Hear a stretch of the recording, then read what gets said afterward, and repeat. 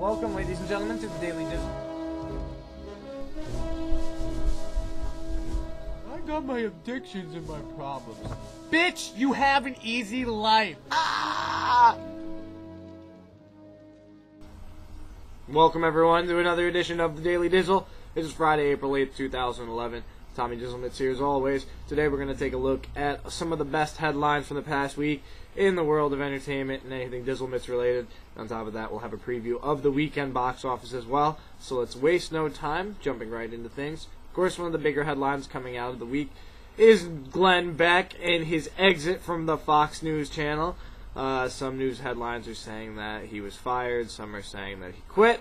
No matter what, at least we won't have to deal with him on a daily basis anymore. Kind of sucks for like the Daily Show and Stephen Colbert, only because he was one of their prime targets. But fear not, as he has future projects to spread his crazy lined up in television and on the web. So I'm sure that he's not going anywhere. And if anything, instead of being able to attack Glenn Beck, you'll have a whole army of Glenn Becks with him in charge of whatever future projects. At least he won't be in front of the blackboard anymore spouting off his bullshit theories, though. Maybe any fans of his Christmas book that he put out will end up being able to see a sequel to it coming out in the next few years now that he doesn't have his day job, and he'll probably be looking for money anyway. That's the easiest way possible. In other news, anyone ever seen Undercover Brother? I mean, considering it's a movie that kind of came out in the like pre-high-def age, it's interesting for the fact that, A, it's just one of the most crazy fucking movies ever. Dave Chappelle is amazing in it. It just takes, him going away and being like, fuck you guys, I'm not doing movies anymore, for you to really appreciate the shit that he did do while he was around. But on top of that, the surround sound mix on that has got to be one of the funniest things in the world, especially in the scenes where Undercover Brother is a white black man and the brother starts coming out. The back and forth on each side of that is one of the most crazy fucking ridiculous things ever. Mad props to the birthday boy Peaches and Cream for the fine cinematic pick last night. On to other recent news, though. For a long time, The Great Gatsby has been considered to be an unfilmable novel. Baz Luhrmann, though, he likes to take on these epic movies.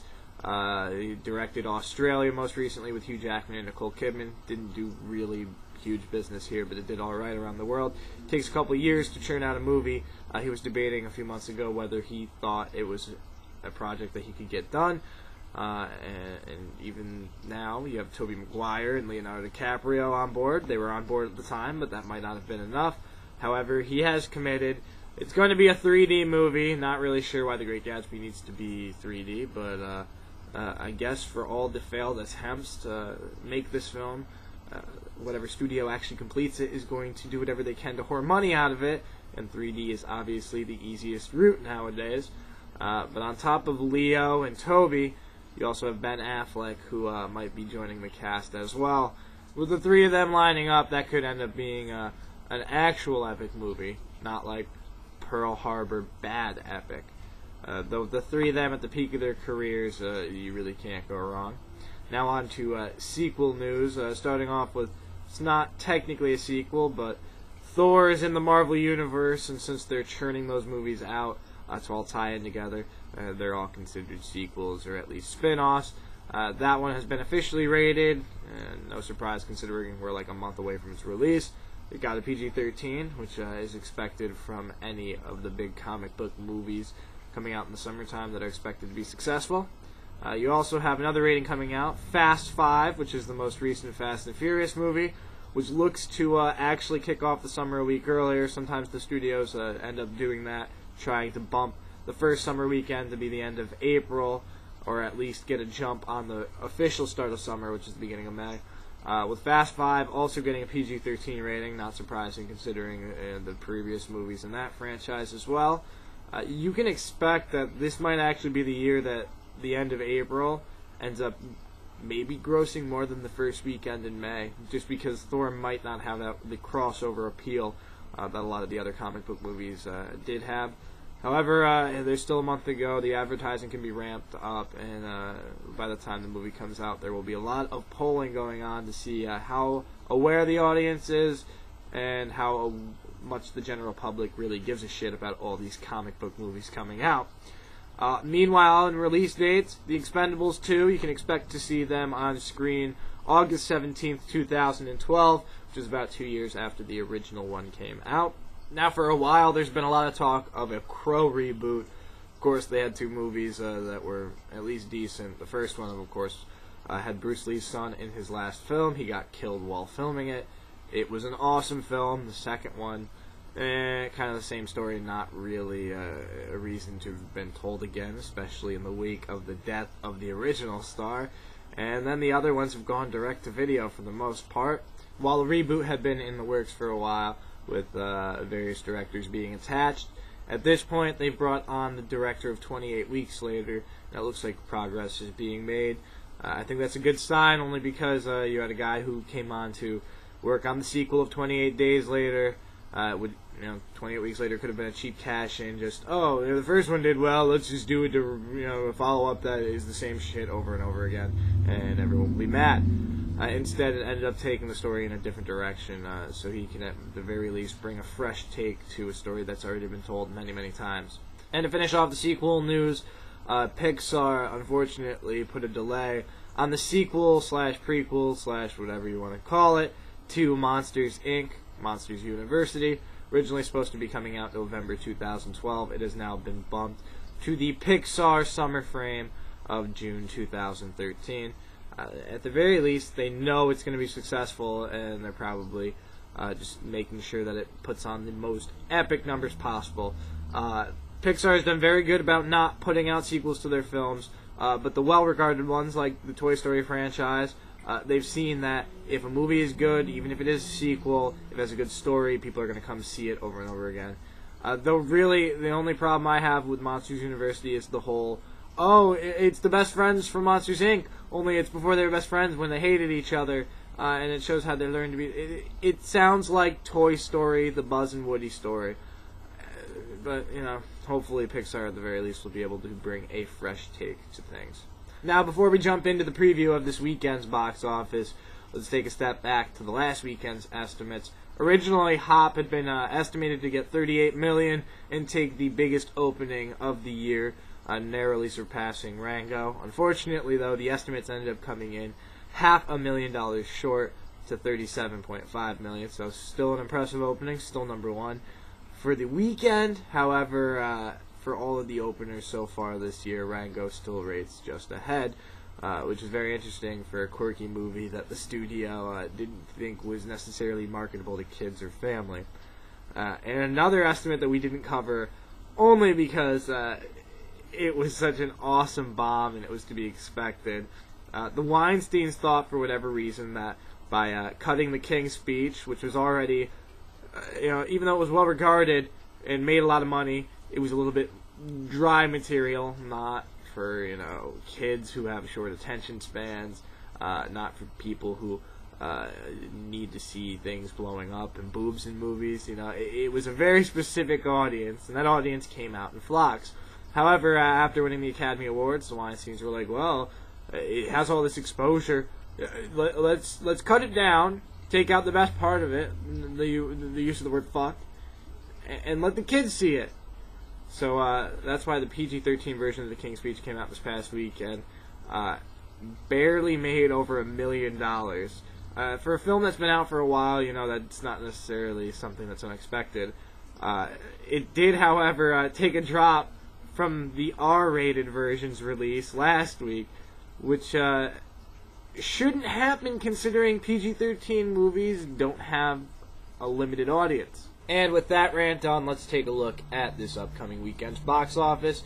Of course, the pattern for the last couple of years in the month of April has been a busy release schedule. This weekend is no different, as you have 4 new releases hitting theaters. First, you have Soul Surfer, which is looking at the teenage girl demographic. That's hitting 2,214 theaters, which is a decent amount. Not really a huge release, as the blockbusters can hit up to 4,000 theaters. However, still wide enough that enough of audience attendance could hit double-digit opening. If you want to look at other movies to compare it to, Stick It, which was the gymnastics movie, and though it was more comedic and less of a drama, it was still aiming for the same teenage girl audience, which hadn't had a film come out in a while. It ended up surprising when it opened to 11 million on its way to 27 million from a comparable amount of theaters too. So it definitely could hit the double-digit opening range. Likely to be the smallest opener of the batch of new releases. You have Hannah being released by Focus Features, R-rated revenge movie about a little girl who just wants to kill people, I guess. That's what I got from the trailers. However, these kind of adult-aimed fare that are very, very specific along these lines sometimes don't really fare that well. The Warrior's Way a couple months ago at the box office, it was the first shot at release from Relativity, which had another similar bomb this year with Take Me Home Tonight. But that was another one of these kind of crazy movies where, I mean, that one obviously was a little bit more unbelievable, as it was like a samurai western cowboy thing. And this one at least has a straightforward revenge plot. But as we said, these movies appeal to a very specific audience, and sometimes the advertising window is not enough time to get the notice from these people, so I'm not really expecting big things from that. I think the best comparison, despite the fact that it's hitting at 2,500 theaters, is probably The Warrior's Way, which opened at 3 million back in December and didn't even hit 6 million altogether. And the big story, though, of course, was the two comedies coming out, which are going to cut into each other's audience. Arthur, which is the remake of the classic film. This one's going to be starring Russell Brand, who's hilarious. You also have Helen Mirren, who's very, very funny. You have Jennifer Garner as well, who's awesome and good-looking. Really, there's a lot of things in this movie that are awesome. That's why it sucks that it's not going to get as big of an opening, and people are going to be like, "Oh, you shouldn't have remade it. It's not making anywhere near as much money as the original did." Blah blah blah blah blah. But still, at the very least, even if it can hit the Russell Brand norm, get that Forgetting Sarah Marshall and get into the Greek audience. Both those movies opened to over 17 million, and they ended up with at least 60 million in the till each. So, at the very least, you can probably expect somewhere in there, if not a little less, probably in the 15 million range. But still, you can expect Russell Brand to continue to be his consistent box office draw.